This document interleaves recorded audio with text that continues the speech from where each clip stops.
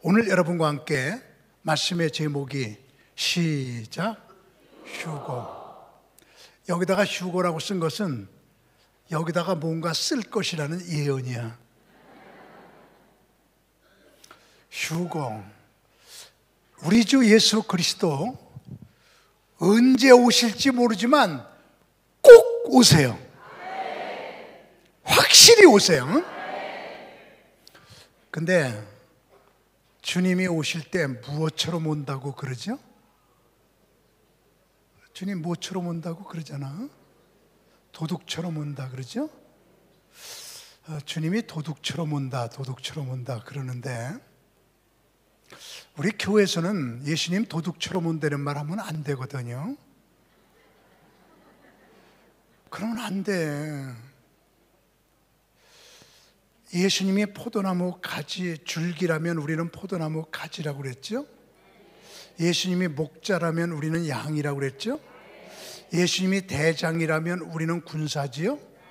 예수님이 신랑이라면 우리는 신부입니다. 그래서 신랑 되신 예수께서 다시 오실 때 우리는 신부로서 예수님을 영접하는 것인데, 그런데 사도 바울이 예수님의 오시는 것에 대해서 이렇게 얘기를 했거든요. 데살로니가전서 5장 보게 되면 형제들아, 때와 시기에 관하여는 너에게 쓸 것이 없음은 주의 날이 밤에 도둑같이 이룰 줄을 너희 자신이 자세히 알기 때문이라. 도둑같이 온다고 그랬잖아요. 근데 이 도둑같이 온다고 하는 말이 누구한테 한 말인가 한번 보잔 말이야. 그들이 편안하다, 안전하다 할 그때에 임신한 여자에게 해산의 고통이 이른 것 같이 멸망이 갑자기 그들에게 이르리니 결코 피하지 못하리라. 예수님이 재림하실 때, 신랑 되신 예수님께서 오실 때에 피하지 못하고 멸망받을 사람들, 도둑같이 와서 너희들 다 멸망시켜. 예수님이 이렇게 예수 안 믿는 사람에게는 도둑같이 온다고 바울이 말을 해놓고 그 다음 말씀, 형제들아 너희는, 여기는 한빛교회 성도님들, 너희는 어둠에 있지 아니하매 그날이 도둑같이 너희에게 임하지 못하리니. 확실하죠? 예수 안 믿는 사람에게는 다 같이 뭐처럼 와? 도둑처럼 와. 너희는 어둠에 있지 아니하매 도둑같이 오지 못하리니.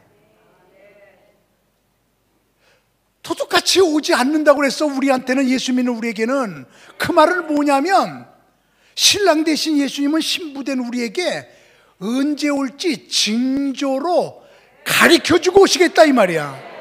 가르쳐주고 오시는데 뭐 도둑같이 와. 성경은 분명히 도둑같이 오지 못하리니 그랬는데 왜 도둑같이 온다고 그래? 성경이 말하고 있잖아 그렇게. 여기 남자분들 말이에요. 어디 갔다가 올 적에 집에 있는 아내에게 여보 나 언제쯤 집에 가. 그리고 신랑된 남자들은 신부된 집에 있는 신부에게 남자들 대답해봐요. 가르쳐줘 안 가르쳐줘? 가르쳐주죠, 그죠? 안 가르쳐주면 사람이 아니지, 그죠? 또 여자들은, 신부들은 집에서 남편이 어디 멀리 갔다 올 때쯤 되면 여보 밥 해놔야 돼, 청소해 놓을게, 언제쯤 오지요?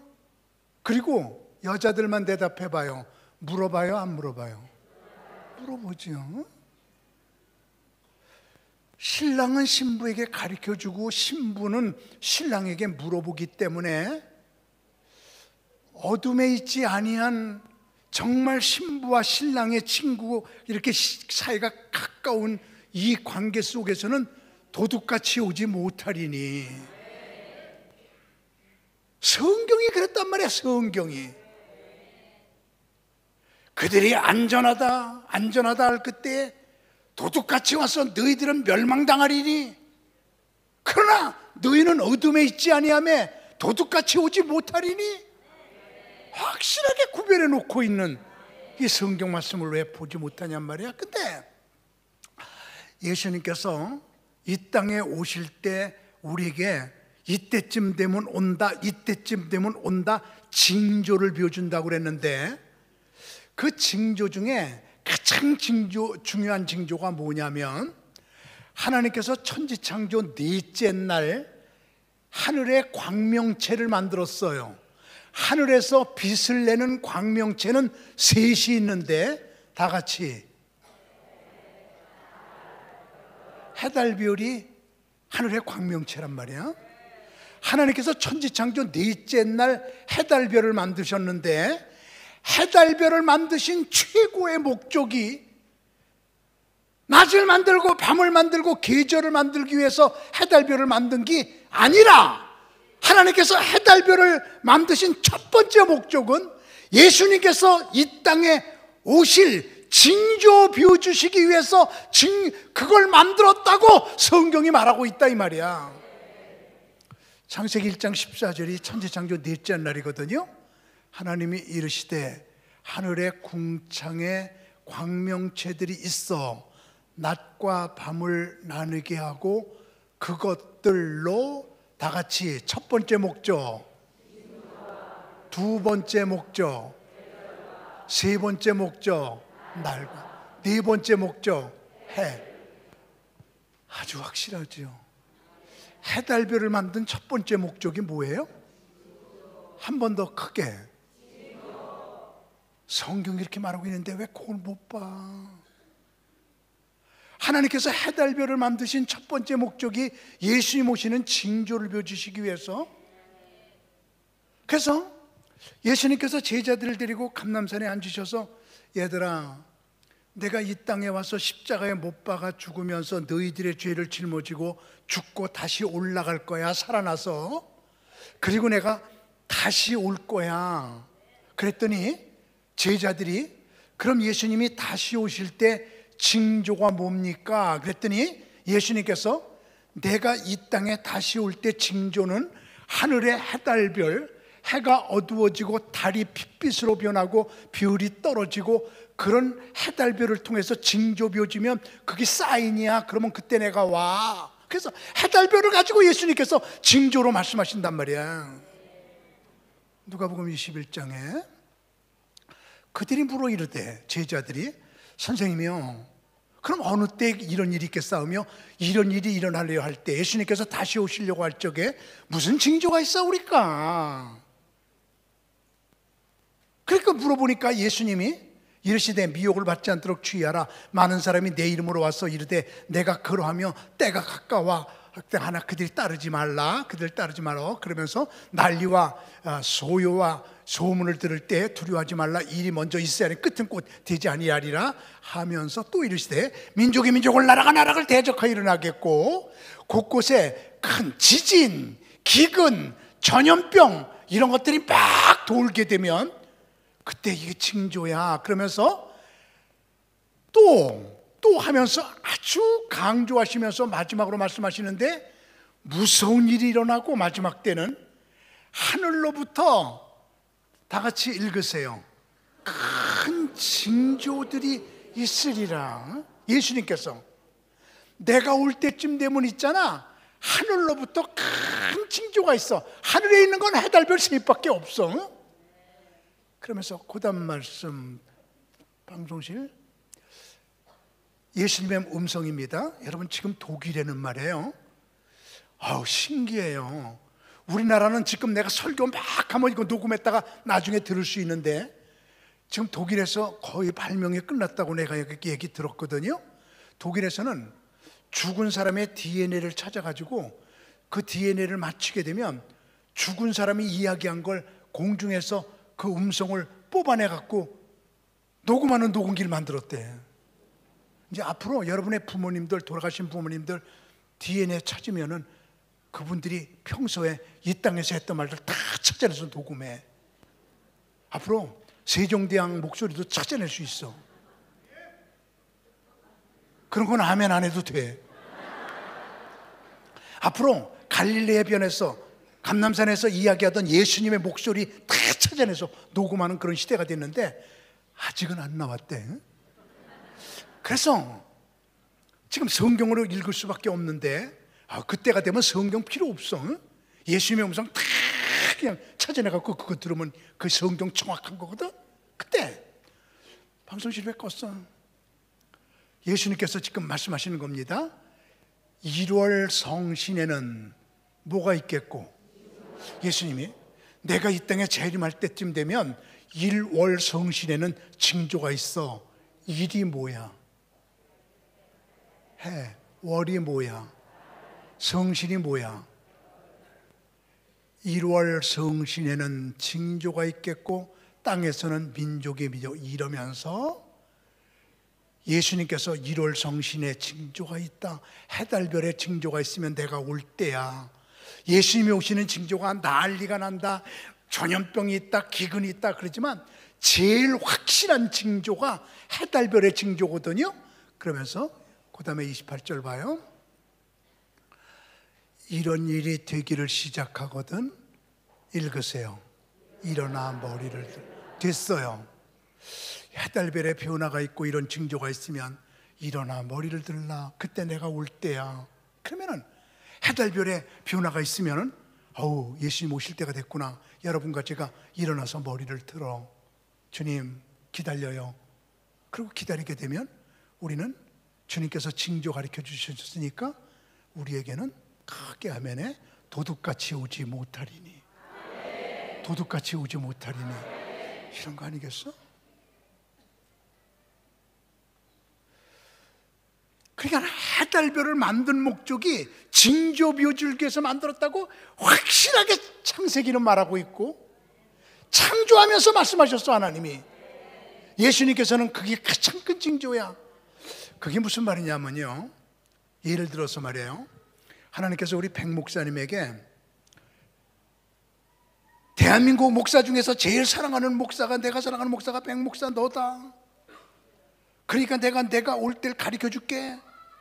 내가 6월 30일 날 재림한다. 그리고 가르쳐 줬다고 그래 봐봐.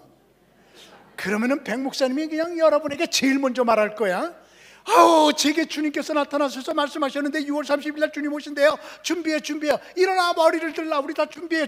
그럼 우리 도둑같이 오지 않는 거야. 그러면은 이제 백 목사님이 그냥 아는 목사님들한테 막 전화를 하겠지. 6월 30일 날 온다고 내게 계시 줬어요.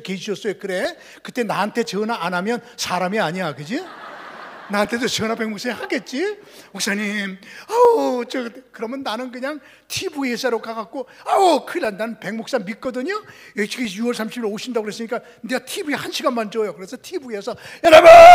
6월 30일 날 주님께서 오신다고 저 대전에 백 목사님한테 계시 주셨어요. 일어나 머리를 들어요. 준비해요. 그러면 TV를 들은 사람들이, 믿을만하다. 저거 듣자. 우리 준비해. 다 준비. 근데 TV에 안 본 사람들은 몰라. 미국 사람들도 몰라. 소련 사람들도 몰라. 사람에게 가르쳐주면 아무리 TV에서 설교하고 아무리 가르쳐줘도 아는 사람만 알고 모르는 사람은 모르는데, 하늘에 큰 징조가 있으리니 해가 어두워져. 해가 갑자기 팍 어두워져. 지구상의 70억 인구가 1시간 만에 알아. 해가 어두워졌다. 해가 어두워졌다. 그럴 때 성경 아는 사람들은 분명하게 알아. 예수님 오실 때가 됐구나. 준비. 예수 안 믿는 사람들은 몰라. 멸망되는 거야. 달이 핏빛으로 변해. 별이 우수수 떨어져. 해달별을 통해서 징조를 주게 되면 지구상에 있는 사람에게 싹 한꺼번에 알려줘갖고 성경 공부한 사람들은 다 머리를 들게 되고 예수 안 믿는 사람들은 아무것도 모르고 멸망당하게 되고, 그래서 해달별을 통해서 탁 예수 믿는 사람들을 끄집어내려고 하는 하나님의 계획으로 해달별을 만들었다고 성경이 우리에게 말해주고 있다 이 말이야. 이제 확실히 알았으면 아멘 해보세요. 다 다시 한번 외칠게. 우리 무장하십시다. 주님 언제 오실지 모르지만 꼭 오세요. 꼭 오세요. 근데 예수 안 믿는 사람에게는 도둑같이 오지만 우리 예수 믿는 사람에게는 도둑같이 오지 못하리니 이랬어요. 우리는 징조를 다 보고 있으면 예수님 도둑같이 오는 거 아니에요? 그런데 구약 성경은 신약 성경의 예표인데, 구약에서 죽지 않고 하늘로 휴거한 두 사람을 미리 우리에게 가르쳐 줬거든요. 다 같이 누구하고 누구? 에녹과 엘리야. 죽지 않고 휴거됐어. 근데 엘리야는 공개 휴거, 많은 사람들 앞에서 쫙 올라간 모습. 에녹은 비밀 휴거, 아무도 모르게 살짝 올라갔어. 그래서 공개 휴거자 엘리야와 비밀 휴거자 에녹 두 명을 성경에서 미리 우리에게 예표로 보여주셨는데, 그래서 내가 오늘 이 밤에는 엘리야처럼 살면 엘리야처럼 올라가요, 이 말 한마디와 에녹처럼 살면 에녹처럼 올라가요, 그리고 두 사람 이야기를 오늘 성경 깊이 풀어야 되는데, 이것을 풀려고 하면 한 2시간 정도 걸리니까, 여기 있는 여러분들은 낮에 말한 대로 하나 가르쳐주면 하나 아는, 아주 정확하게 이해할 수 있는 아주 똑똑한 분들만 모였기에 에녹처럼 살면 에녹처럼 올라가요, 요 한 가지만 얘기해도 여러분 다 알아. 그래서 엘리야 얘기는 빼놓고 에녹 얘기 하나만 여러분에게 드리려고 그러는데, 우리 한번 다 같이 성경 창세기 5장을 한번 펴봐요. 성경 안 갖고 온 사람은 옆설 한거 같이 보면 되는데, 창세기 5장은 아담서부터 노아까지 2500년의 역사를 한 장에다 넣었어요. 세상에 2500년의 역사가 한 장이야. 그래서 자, 아담부터 나옵니다. 그래서 자, 4절 말씀. 아담은 셋을 낳은 후 800년을 지내며 자녀들을 낳았으며 그는 930세를 살고 다 같이 죽었더라. 그 다음에 이제 셋은 6절부터 나오죠. 이래가지고 8절, 그는 920세를 살고 다 같이 한 번 더 죽었더라. 11절, 이제부터는 이제 그냥 끝에만 봐. 에노스 얘기거든요. 고담 자녀가 11절 끝에. 지금부터는 성경 안 보고 그냥 얘기해도 돼. 14절 끝에, 고담의 아들 17절 끝에, 20절 끝에, 27절 끝에, 그냥 몰라도 죽었더라야 다 그냥. 이 31절 끝에, 아이 그만해. 하여튼 2500년 동안 있잖아. 아담서부터 아담이 몇 살 살고 다 같이 죽었더라. 고담 아들이 몇 살 살고, 고담 아들이 몇 살 살고, 2500년 동안 다 살다가 죽었더라 그랬는데, 자 21절부터 24절까지가 에녹인데, 23절, 그는 365세를 한 번 더 이제 눈치챘죠 여러분? 이제 저를 봐요. 이제 다 성경 안 보고 이제 인도해 줄 거예요. 자, 아주 눈치 확 채봐. 2500년 동안 아담서부터 쫙 흐르면서 모든 사람들이 다 같이 죽었더라. 근데 2500년 동안 노 있고 에녹 하나만 다 같이 살았더라. 아주 한 사람이 딱 눈에 띄지. 살았더라가 한마디야. 전부 죽었더란데 에녹 하나만 살았더라야. 그래서 그 죽지 않고 하늘로 휴거된 에녹 하나만 살았더라를 우리에게 보여주고 있는 거거든. 그래서 여기는 여러분들은 있잖아요, 주님께서 이 땅에 신랑으로 오실 적에 우리는 다 에녹처럼 올라가서 3번만 크게 하면에 살았더라. 살았더라. 살았더라. 그지? 다 세상 사람 죽어도 우리는 살았더라. 어떻게 이렇게 성경을 읽으면서 그냥 에녹이 살았더라 이 말이 2500년 동안에 한 명으로 그냥 돋보기 쓰고 쓰는 것 보는 것처럼 확 들어오는지 말이야. 그러면 에녹을 한번 봐요. 에녹에 대해서 이제 보겠습니다. 창세기 5장 20절부터 에녹이 하나님과 앞에서부터 에녹 얘기. 에녹은 다 같이 몇 살에? 65세에 누구를 낳고? 65세에 무두셀라를 낳았고, 무두셀라를 낳은 후 몇 년을? 300년을 하나님과 동행하며 자녀를 낳았으며, 그는 365세를 살았더라야. 살았더라. 그게 영혼이 계속돼서 죽었더라가 없어. 살았더라 하면서 에녹이 하나님과 동행하더니 하나님이 그를 데려가심으로 비밀 휴거예요. 세상에 있지 아니하더라 이랬거든요. 자, 여기서부터 이제 이 성경 말씀을 한번 분석해 봅니다. 오늘 성경 깊이 여러분들을 모시고 가볼게요. 에녹이 65세에 하나님과 동행하더니 아니에요. 65세에 이제 하나님과 동행을 시작하더니 그때 무두셀라라는 아들 낳는데 무두셀라라고 이름을 지었어. 그러면은 아주 명쾌하게 대답해 봐요. 65세에 하나님과 동행을 시작했다는 말은 65세 이전은 동행했다 안 했다? 잘 모르겠어? 65세부터 동행을 시작했대. 그럼 65세 이전은 동행했다는 말이야? 안 했다는 말이야? 안 했다는 말이지. 그러면 65세에 하나님과 동행하게 되는 어떤 이벤트, 어떤 사건이 생긴 거 아니야? 65세가 되니까 내가 이 정도 나이 먹었으니까 이제부터 하나님과 동행 시작, 그러진 않았을 거라 이거야. 65세에 무슨 사건이 있었어. 그래서 그때부터 하나님과 동행을 시작했어. 그러면 무슨 사건이 생겼길래 65세에 갑자기 확 바뀌어가지고 하나님과 동행하게 됐을까? 그럴 때 100번 읽어봐도 창세기를 그렇게 봐도 무슨 사건 생겼는지 몰라.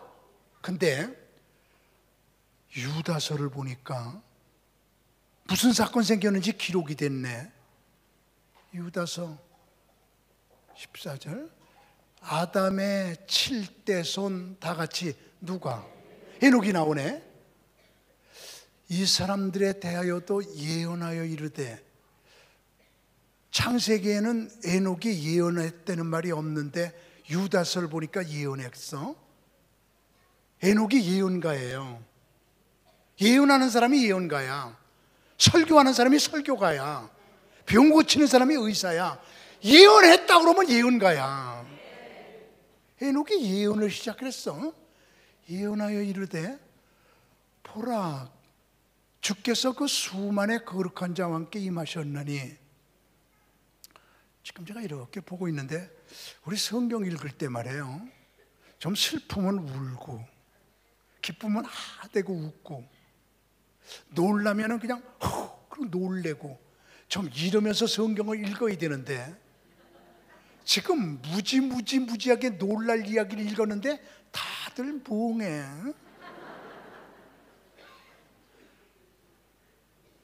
보라, 주께서 그 수만의 거룩한 자와 함께 임하셨나니. 수만의 거룩한 자, 주께서는 하나님이거든요. 하나님께서 수만의 거룩한 자와 함께 오셨어. 수만의 거룩한 자는 천사야. 천사 수만 명을 데리고 왔어. 그래서 5만 명이라고 그래 봐봐.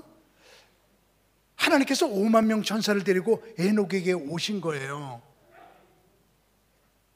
그래도 안 놀래는데, 만약에 말이에요, 여러분들이 대전 여러분의 집에 앉아 있는데 노크 소리가 나서 누구세요? 그리고 문을 열고 나가 보니까 트럼프가 5만 명의 군대 데리고 여러분 집 앞에 서 있어. 놀래 안 놀래? 그건 놀래고, 하나님께서 수만 명의 거룩한 자 천사를 데리고 에녹에게 탁 임하셨나니 에녹이 얼마나 기절했겠어. 와, 난 천사 10명만 와도 기절할 것 같아. 그래가지고 고단 봐봐. 이는 무사람을 심판하사, 하나님께서 하시는 말씀이 무사람을 심판하사 경건하지 않은 자가 경건하지 않게 행한 모든 경건하지 않은 많은 일과 또 경건하지 않은 죄인들이 주를 거스려 모든 완악한 말, 무슨 말인지 하나도 모르겠지, 그지? 아유, 성경은 정확한데 번역은 많이 틀렸어요. 성경의 원본은 1.1획도 틀림없이 정확한데 그걸 한국말로 번역하는 가운데 우리 한국 사람이 번역했잖아. 아유, 얼마나 많이 틀렸는지 그거 다 찾아냈어. 복잡해. 내가 번역을 38권 해서 출판했어요. 그러니까 내가 번역술이 늘었어. 38권 출판했으니까 이스라엘에서 책 갖다가. 저거 나보고 번역하라 그러면 여러분 한 번만 들어도 오이게끔 번역한다. 하나님께서 에녹에게 오셔서 에녹아 하나 심판할 거야. 노아의 심판이거든요. 홍수 심판할 거야. 뭐를? 경건하지 않은 자의 경건하지 않은 행동과 경건하지 않은 자의 경건하지 않은 말 두 가지를 심판할 거야. 요거거든요. 시작. 경건하지 않은 자의 경건하지 않은 행동과 경건하지 않은 자의 경건하지 않은 말 두 가지를 심판한다. 봐, 무사람을 심판하사 모든 경건하지 않은 자가 경건하지 않게 행한 모든 경건하지 않은 일, 행동과 경건하지 않은 죄인들이 주를 거스려 한 완악한 말 두 가지, 행동과 말이야. 여기는 여러분과 제가 주님 앞에 가서 심판받을 때 행동과 말 두 가지를 심판받는 거예요. 여러분의 행동이 있잖아요. 다 하나하나 심판받아. 지금 독일에서도 녹음기가 죽은 사람 말을 끄집어내 갖고 녹음하는데 하나님께서는 우리 태어나서부터 죽을 때까지 한 말들 다 찾아낼 수 있어. 말들, 행동들, 행동 조심해야 돼. 그 다 심판받는 거야. 그렇기 때문에 낮에도 말했지만 우리 그리스도인들은 말 잘하지 말고 잘 말하자. 시작. 말 잘하지 말고 잘 말하자. 말 잘하는 사람 하나님은 쓰지 않고 잘 말하는 사람 잘 말해야 돼. 우리 남자들 아내들을 무시하면 안 되거든요. 항상 이렇게 다 말 받아주고 말이야. 그냥 어떤 아내가 말이야 말하기만 하면 남편이 당신이 뭘 알아? 밤낮게 얘기.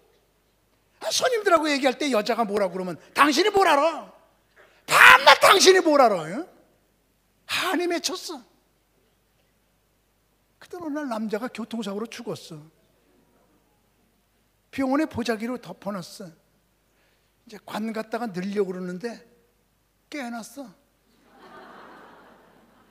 여보, 나 안 죽었어. 관에다가 넣지 마. 그랬더니 아내가 소리 지르는 말이 당신이 뭘 알아? 의사가 죽었대.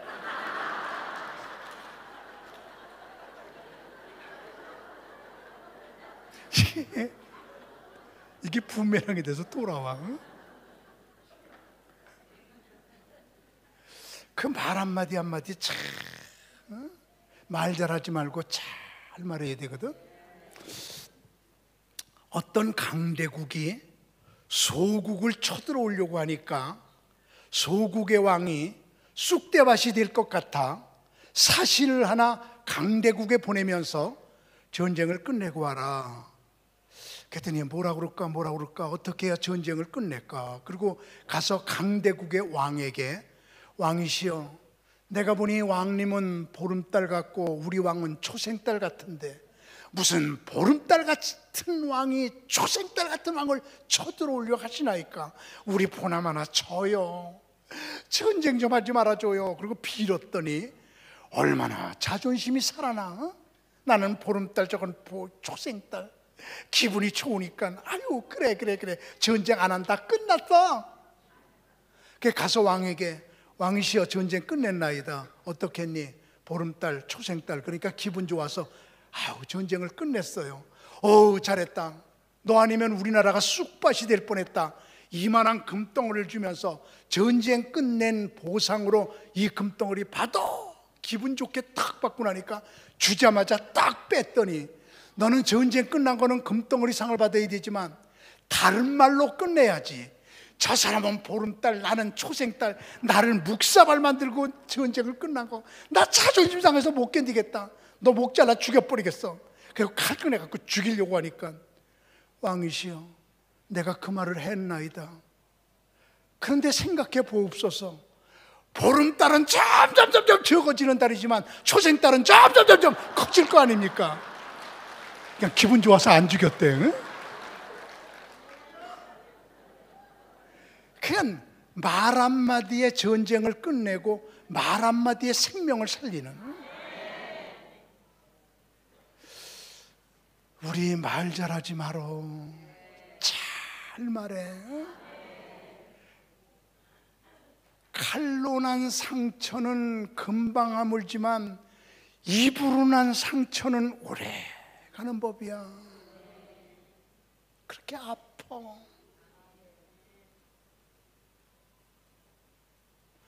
입으로 상처 내면 안 돼.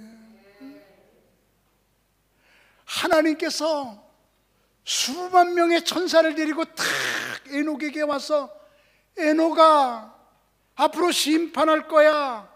경건하지 않은 자의 경건하지 않은 말과 경건하지 않은 자의 경건하지 않은 행동 심판할 거야. 그리고 하나님이 천사들을 데리고 탁 올라갔더니 그다음 그랬더니 말이야. 그랬더니 에녹이 그때부터 예언하여 가로되, 그게 하나님과 동행이거든. 동행하지 않으면 예언이 안 되거든. 그러니까 창세기는 에녹이 65세에 무드셀라를 낳고 하나님과 동행하더니 300년을 동행하더니 하나님이 그를 두지 아니하고 올라가 에녹은 크게 아멘에 살았더라. 이렇게 됐잖아. 그래서 창세기는 동행, 유다서에서는 예언과 동행은 똑같은 말이거든. 나는 조기하고 굴비하고 다른 건 줄 알았거든. 동행과 예언은 같은 거거든. 그러니까 에녹이 동행하게 된 동기가 65세에 하나님께서 에녹에게 5만 명의 천사를 데리고 내려오셔서 말씀을 주셨기에 그 말씀을 받은 에녹은 하나님과 동행하며 예언하면서 여러분 심판이 떼요, 심판이 떼요, 심판이 떼요 그러면서 에녹이 그렇게 살다가 하나님과 동행하다가 그는 살았더라. 이렇게 된 거잖아. 근데 그때에 마침 그때 아들 낳는데 그 아들의 이름을 무드셀라라고 이름을 짓거든요. 무드셀라의 뜻 오늘 확실하게 머릿속에 외워둬요. 창을 던지는 자. 시작. 창을 던지는 자. 3번만 외워. 확실하게 왜? 무드셀라. 너무 잘해요. 무드셀라. 거꾸로 창을 던지는 자. 그런 뜻이야. 그게 무슨 말이냐면 옛날에는 산에다가 성을 쌓아놓고 살았거든요. 그리고 저녁이면 문을 닫아. 그 성에서 이렇게 지내다가 아침이면 성문을 열어. 산에다가 만들어 놓은 성이니까 사람들이 과수원에도 가고 논에도 가고 밭에도 가고 서울도 가고 인천도 가고 그러는데 저녁만 되면 그 문을 닫기 전에 다 들어와야 돼. 그런데 못 들어온 사람을 위해서 성문 옆에 조그만 쪽문이 있어. 개구멍 같은, 아주 조그만 개구멍이야. 혼자서 기어들어가. 쪽문이 있거든요. 그래서 성문이 닫혔을 때 못 들어온 사람은 골로 기어들어오는데 그 쪽문을 지키는 사람을 무드셀라라고 그래요. 칼과 창을 들고 거기를 지키는데 혼자서 지켜. 1시간 교대로. 거기는 혼자 지켜도 괜찮아. 왜냐면 적군들이 쳐들어와서도 거긴 기어들어와야 돼. 그러면은 칼 가지고 있다가 기어들어올 때 뭐가지 된가? 기어들어오면 뭐 된가? 이러면 되거든? 그런 문이야 그게. 그거 지키는 사람이 무드셀라야. 그때 낙타를 타고 멀리 갔던 사람들은 낙타를 타고 와보니까 어두워서 문이 닫혔어. 그러면은 동네 사람이야 다. 무드셀라 나 좀 도와줘. 그래가지고 낙타에 실은 짐을 전부 던져. 그럼 저쪽에서 받아줘.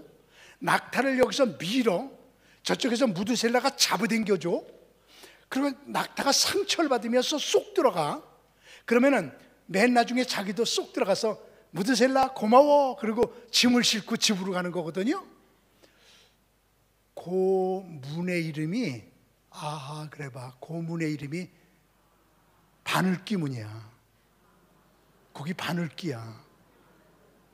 그래서 예수님께서 부자가 천국에 들어가기는 낙타가 바늘기 들어가는 것보다 어렵다고 하는 말이 그 모습 보고 하신 말씀이야.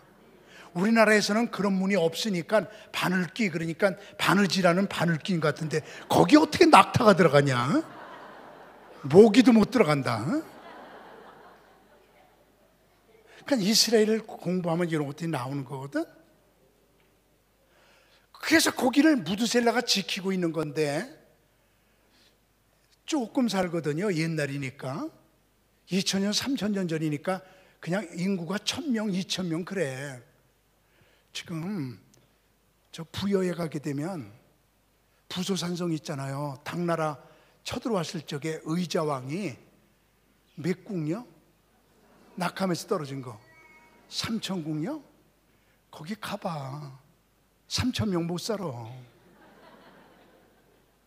그 3000명 못 살아. 그리고 역사상 한 남자가 3000명의 여자를 데리고 산 남자가 지구 역사상 한 명도 없어. 어떻게 3000명을 데리고 사냐? 난 하나도 어렵다. 그리고 지구 역사상 3000명의 여자가 자살한 사건이 한 번도 없어. 단 한 번도 없어. 그래서 우리나라 역사가들이 이게 부소산성이 3000명도 못 살고 있는 데고 3000명의 여자를 데리고 산 남자가 지구상에 하나도 없고 3000명의 여자가 자살한 사건, 3000명의 남자가 자살한 사건도 없어. 이건 아니다. 뭐가 이상하다. 그래서 연구를 했어. 그래서 요즘에 새롭게 나온 이론이 뭐냐면 그때 낙함에서 3000궁녀가 떨어져 죽은 게 아니고 알고 보니까 궁녀 하나가 떨어져 죽었는데 그 여자의 그 궁녀의 이름이 삼천이야.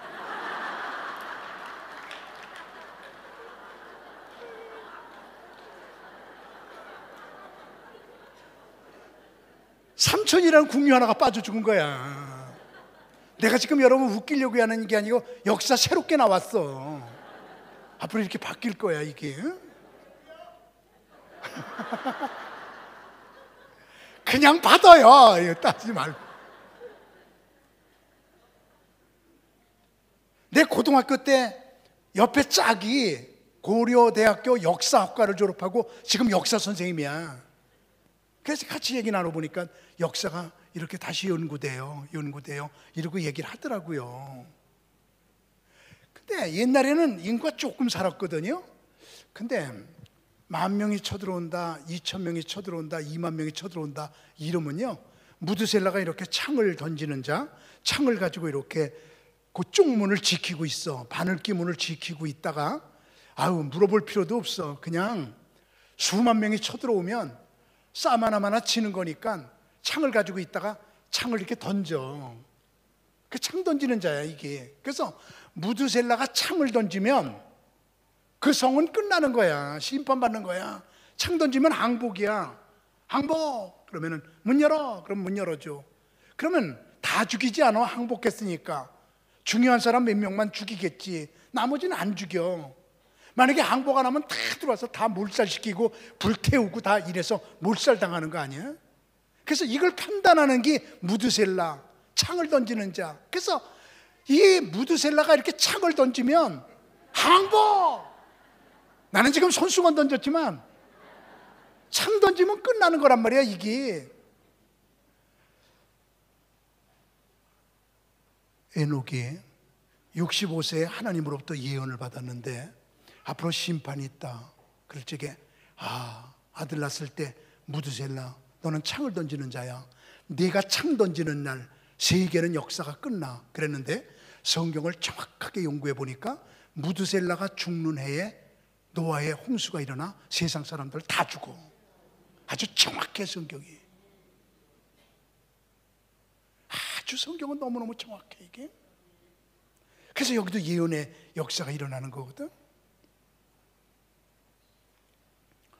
그래서 저는요 2500년 동안 다 죽었더라지만 에녹만 살았더란데 저요 여기는 여러분 이쪽서부터 이쪽까지 전체 저 2층까지 모두가 다 우리 주 예수 그리스도께서 이 땅에 재림하실 때 우리는 살았더라. 우리 다 그때 들림받지 못하면 다 지옥 가는 거야. 우리 다른 데는 다 가더라도 지옥 가면 안 돼. 다른 건 다 놓쳐도 천국 놓치면 안 돼. 정말 그렇게 믿으시면 아멘 하세요. 우린 다 천국을 붙잡고 가는 중이거든. 우린 살았더라요. 살았더라.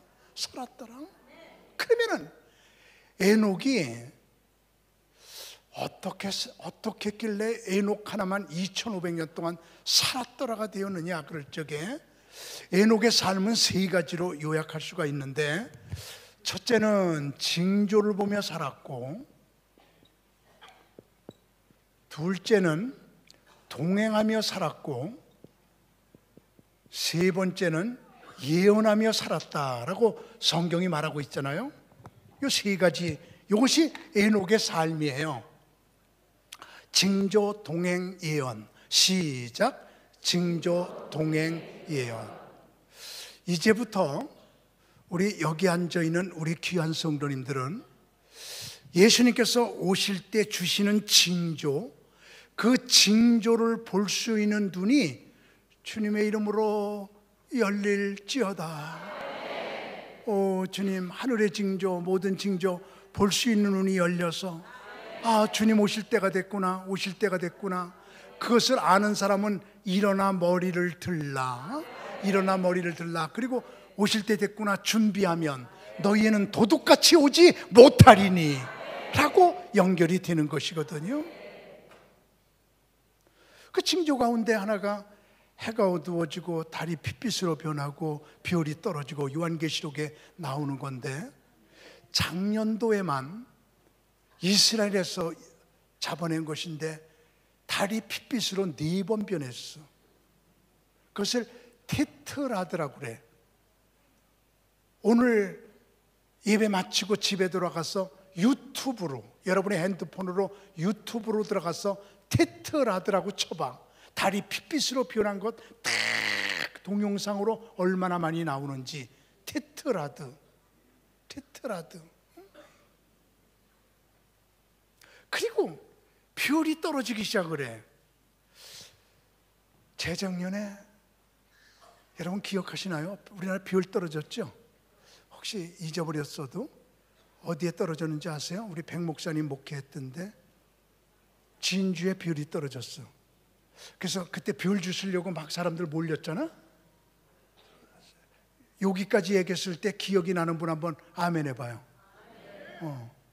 조금 나는 거야. 한 3분의 1이 나. 그때 보니까는 별 떨어진 것을 운석이라고 그래요.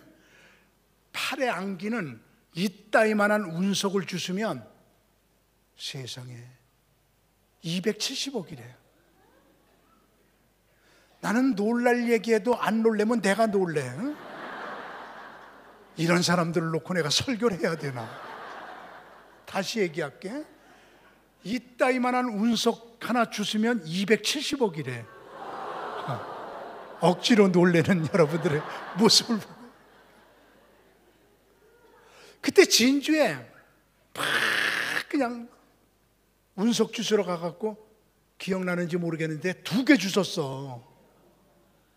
근데 그때에 미국의 나사에서 근무하고 있는 목사님이 한 분 계신데, 마이클 박 목사님, 혹시 들으신 분 한번 아멘 해봐요.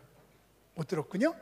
마이클 박 목사님이 나사에서 천체를 연구하면서 근무하시는 분인데, 그분이 우리 교회 와서 부흥회 할 때예요.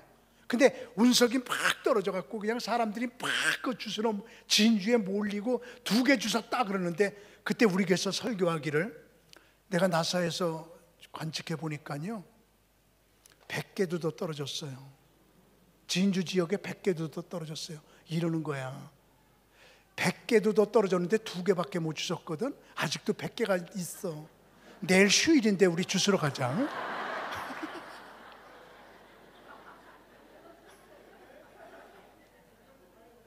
이렇게 별이 떨어질 때 사람들은 돈 벌러 가자 그러지만, 우리 그리스도인들은 일어나 머리를 들라. 징조를 봐. 징조를. 마지막 때 큰 징조 중에 하나는 배교거든요. 하나님을 믿는 사람들이 점점 배교해요. 안 믿게 되고 하나님을 모독하는 이름이 가득하고라고 되어 있는데, 저 미국의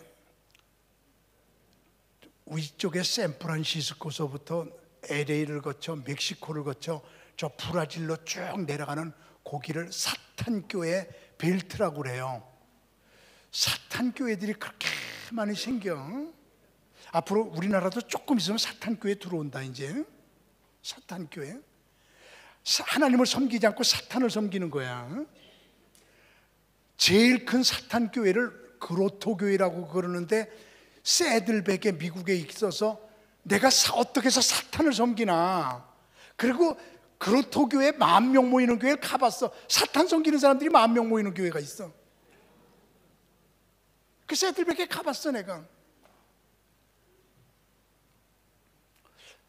가서 보니까 이런 거네요. 그들도 성경을 가지고 사용하는데, 자 이제 봐요. 성경 가지고 사탄교회에서 전도하러 갑니다. 가가지고 성경 모르는 사람에게, 이거 봐봐, 하나님께서 말이야 에덴 동산 만들어 놓고 아담과 하와 사람에게 너 선악과 따먹지 말어.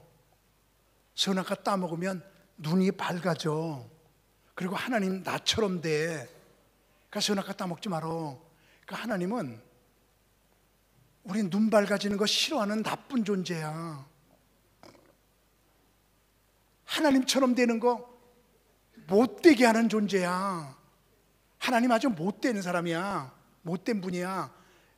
근데 사탄은 봐봐, 그냥 어떻게든지 선악과 따먹게 하고, 선악과 따먹어갖고 어떻게든지 눈 밝아지게 하고, 어떻게든지 하나님처럼 능력 있게 살게 만들려고 자기가 저주받을 걸 알면서도 인간을 해방시키기 위해서 하나님과 투쟁하면서, 하나님은 선악과 못 따먹게, 눈 밝아지지 못하게, 하나님처럼 못되게, 인간의 방해거리야 하나님은. 근데 사탄은 있잖아, 우리 인간 눈 밝아져 살아라, 하나님처럼 살아라, 그냥 선악과 따먹어. 그래서 우리 인간을 해방시키는 놀라운 존재가 사탄이거든. 그러니까 우리 사탄 믿어야 돼. 이루고 전도하는 게 사탄교회야. 이 이론이 맞으면 내일 사탄교회 개척할래? 맞지요, 그죠? 성경이지, 그죠? 근데 여기서 틀린 게 뭐냐면, 정말 위험한 게 뭐냐면, 시계는 딴짓하면 안 돼. 시간만 가르쳐 줘야 돼. 응? 이게 딴짓하면 돼? 마이크는 소리만 전달해야 돼. 딴짓하면 안 돼. 형광등은 빛만 내야 돼. 딴 거 하면 안 돼. 이번엔 아멘 하세요. 우리 사람은 철저하게 하나님의 종이 돼야 돼. 다시 말할게요. 우리는 철저하게 하나님을 섬기기만 해야 돼. 하나님처럼 되면 안 돼. 하나님이 우리 인간을 만들 적에는 하나님을 섬기라고 우리를 만드는 거예요. 이게 딴짓하지 마라. 우리 인간은 하나님을 하나님처럼 대우하고 하나님을 섬겨야 되는 존재인데, 하나님을 반역하면서 너 하나님처럼 돼, 이게 사탄의 못된 계략이라 이 말이야. 이런 사탄 교회들이 그렇게 지금 세계적으로 막 생기고 있거든. 이런 것들이 마지막 때 징조거든요. 여러분과 저는 철저한 하나님의 종, 그분을 섬기는, 그분의 말은 100% 순종하는 그런 삶을 우리가 살아야 되거든. 점점 배교, 마지막 때가 되면 아주 너무 힘든 그런 시대가 되는데, 아무리 봐도 마지막 때거든요. 그래서 이번 집회의 주제가 마지막 때 마지막 신부인데, 우리 징조를 보며 살면서 성경에 나타난 징조들을 자꾸만 찾아내가지고, 예수님이 오실 때는 이런 징조가 있다, 이런 징조가 있다, 그 중에 제일 큰 징조가 해달별 광명체 징조다, 이런 거 보면서 우리가 머리를 들라, 일어나 머리를 들라, 그리고 언제나 긴장하고 살고 내일 주님이 오실 것처럼 알고 살고, 이런 사람들에게는 예수님이 도둑같이 오지 못하리니, 이렇게 바울이 말해주고 있는 거예요. 그리고 에녹은 하나님과 늘 동행했다고 그랬잖아. 65세부터 하나님과 동행을 시작했어. 수만 명의 천사를 데리고 하나님께서 오신 다음부터 동행을 시작했어. 저는 강대상에 올라오기 전에 이렇게 기도하고 올라왔습니다. 주님, 내일 선거고 내일은 휴일이에요. 그래서 내일 세 편의 설교는 정말 귀중한 설교, 내일 새벽 낮밤 세 편을 남겨놓고 있거든. 내일은 다 여기에 집중해야 돼. 선거할 거 다 하시고.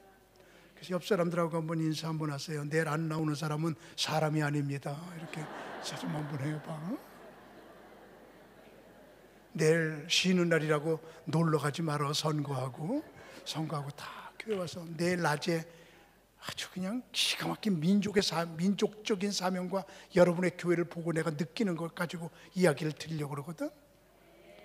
그래서 저는 기도하고 올라오기를, 하나님 아버지, 이번 부흥회가 우리 한빛교회 성도님들이 에녹이 65세에 동행을 시작했는데, 이번 집회가 주님과 더불어 동행 시작하는 계기가 되게 하여 주옵소서. 이렇게 기도하고 올라왔어요. 우리 새 출발하자고요. 새롭게 살아가자고요. 하나님과 동행한다는 말은 죄 짓지 않는다는 말이에요. 죄 짓지 않고 깨끗하게 산다는 말이에요. 하나님과 동행하는데 어떻게 죄를 져? 깨끗한 삶. 하나님은 다 보시잖아. 지난번에 미국에 부흥회를 갔더니 거기에 크게 교회를 이 한빛교회처럼 짓는데, 그 옆에 창녀촌이 하나가 있는데, 창녀들이 건축 헌금을 모아가지고 목사님한테 와서, 목사님, 이렇게 큰 교회를 우리 마을에 짓는 거 축하해요. 목사님, 우리 창녀들도 건축 헌금 좀 모았어요. 그러 주니까 목사님이 안 받아요. 그렇게 음란한 돈 안 받아요. 그러니까 창녀들이 이러더래. 목사님, 받으세요. 어차피 이 돈이 다 목사님 교회 남자들 돈이에요. 이러더래요.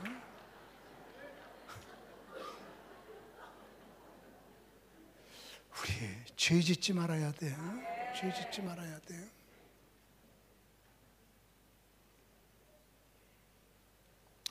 아마 이 지역의 큰 행사는 다 이 교회에서 할지 모르죠. 우리 지역의 모든 행사는 우리 교회에서 해요.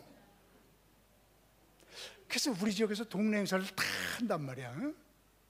그 동장님이 자주자주 우리 사무실을 와요. 친해놔야 자꾸 빌려달라고 하면 빌려주니까. 안 그래도 빌려주는데 와서 저보고 하는 말이, 목사님, 우리 동네가 얼마나 음란한지 몰라요. 부부가 살다 보니까 아들 낳았어요. 아들이 자라서 연애할 때가 돼서 한 여자를 사랑했어요. 사진을 갖고 와서 아빠한테, 아빠 이 여자 사랑해요, 결혼시켜줘요. 그랬더니 아버지가 이렇게 보더니, 아들아 일로 와. 그리고 데리고 옆방에 가서, 아들아 미안해, 아빠의 과거를 고백하지 않을 수 없네. 얘하고 결혼하지 마. 얘가 네 이복 여동생이야. 충격. 우리 아버지가 바람 폈구나. 내 이복 여동생이 밖에 있구나. 내가 사랑하는 여자하고 결혼 못하는구나. 충격. 그래서 누웠어. 엄마가 죽을 끓여주면서, 왜 그러니? 엄마 걱정하지 마, 내일이면 일어나. 그걸 엄마한테 어떻게 얘기를 해? 그 다음날도 못 일어나. 왜 그러니? 엄마 걱정하지 마. 며칠 지나도 못 일어나니까 엄마가 뭐가 있는 걸 알고, 말해봐! 말해봐! 얘기 안 할 수가 없었어. 엄마, 내가 이 여자를 사랑하는데 이복 여동생이래. 아빠가 절대로 결혼하지 말래. 나 이 여자하고 결혼하고 싶어. 미치겠어. 그랬더니 엄마가 하는 말이, 아들아 일어나. 안심하고 결혼해. 너한테만 말하지만 말이야, 너는 너희 아버지 아들이 아니야.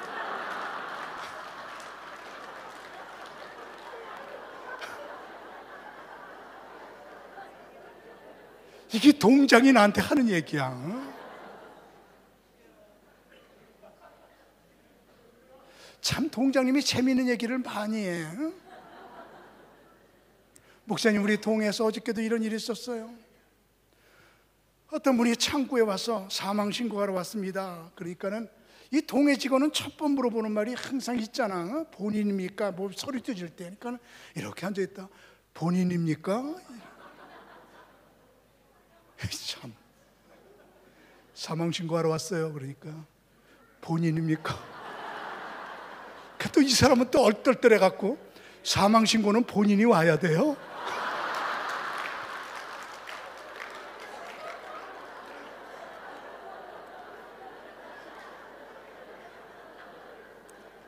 아주 목사님, 우리 사람을 통해서 참 웃지 못할 일이 많이 일어나.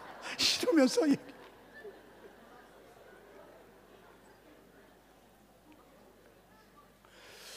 우리 말이에요. 앞으로 온 세상이 다 죄로 물들 텐데, 노아 시대에 죄가 관영하더니, 성경이 그랬죠?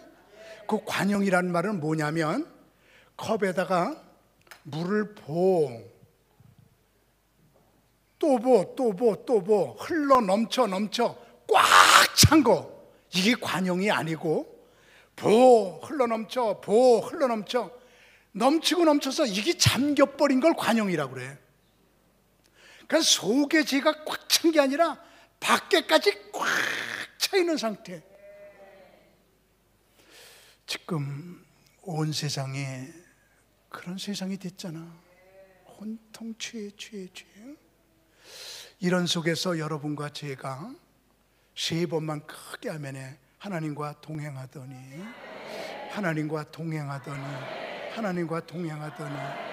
죄 짓지 아니하고 깨끗하게 살더니, 그런 말이거든.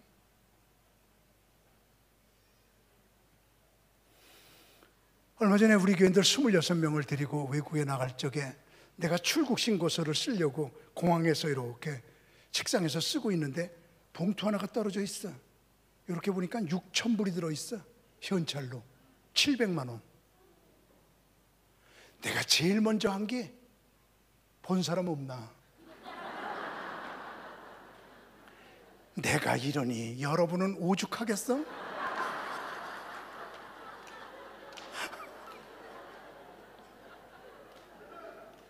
아무도 본 사람이 없어.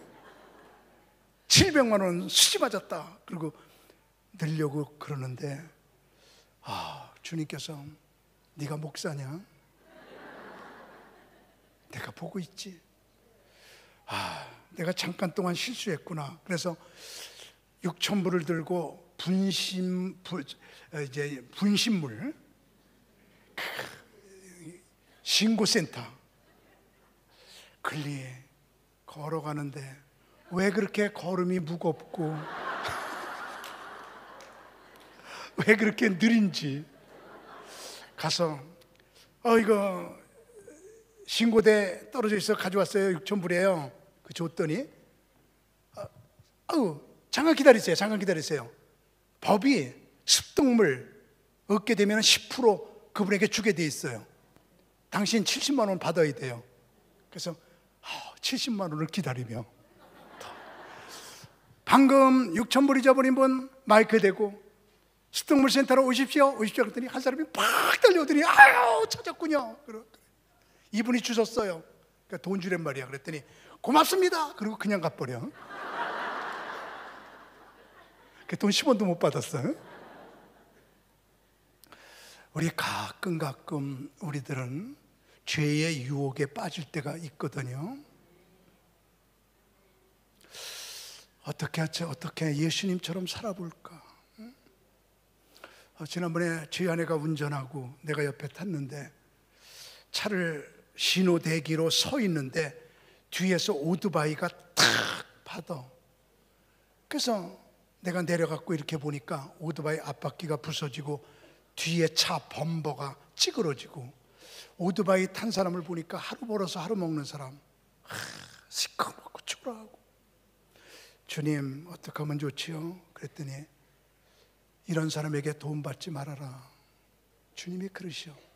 그래서 그냥 가세요. 그랬더니 나보고 그냥 가라고요? 네, 그냥 가세요. 나 어저께밤에요 늦게까지 일하다가 졸았어요. 그래서 이렇게 실수했어요. 브레이크 못 밟았어요. 괜찮아요. 그냥 가요. 그랬더니 어떻게 내가 사고 내고 그냥 가요? 몰라요. 그냥 가라니까요. 그랬더니 못 가고 이러고 있어. 그럼 내가 가지요. 그래서 타고서 여보 가. 안 찌그러졌어요? 많이 찌그러졌어. 그럼 돈 받아야죠. 교회 차잖아. 교회 재정부 보고 고치라고 그러자. 하루 벌어 하루 먹는 사람이야. 가. 그랬더니 부릉 하고 가면서 백밀러로 보니까 그 사람이 서서 울고 있어. 그 모습을 내가 보면서 갔어. 얼마 전에 있었던 일이야. 우리 예수님처럼 살아야. 아멘. 예수님처럼 살아. 하나님과 동행하더니 징조를 보며 살았어요. 동행했어요. 그리고요 에녹은 계속 예언했다고 그랬잖아. 예언의 영이 끊어지지 않기 위해서 날마다 쉬지 않고 기도했을 것이고, 예언했다고 하는 말은 전도했을 것이고, 기도와 전도 예언하더니, 에녹이 예언하더니 유다서 14절에 분명하게 그렇게 나오고 있잖아요. 그래서 나는 우리 한빛교회 성도님들, 주님 언제 오실지 모르지만 꼭 오시는데, 주님이 나팔소리와 함께 오실 때 우리들은 다 한 명도 빠짐없이 다 휴거되어야 돼. 그래야 살았더라. 그렇게 되거든요. 그러기 위해서는 에녹처럼 살아야 에녹처럼 올라가는데, 에녹은 징조를 보며 살았고 동행했고 예언하는 삶을 살았거든요. 그래서 이번 집회를 통해서 우리 새로운 삶이 시작되는 은총이 모두 위에 주님의 이름으로 임할지어다. 모든 영광 하나님께. 할렐루야.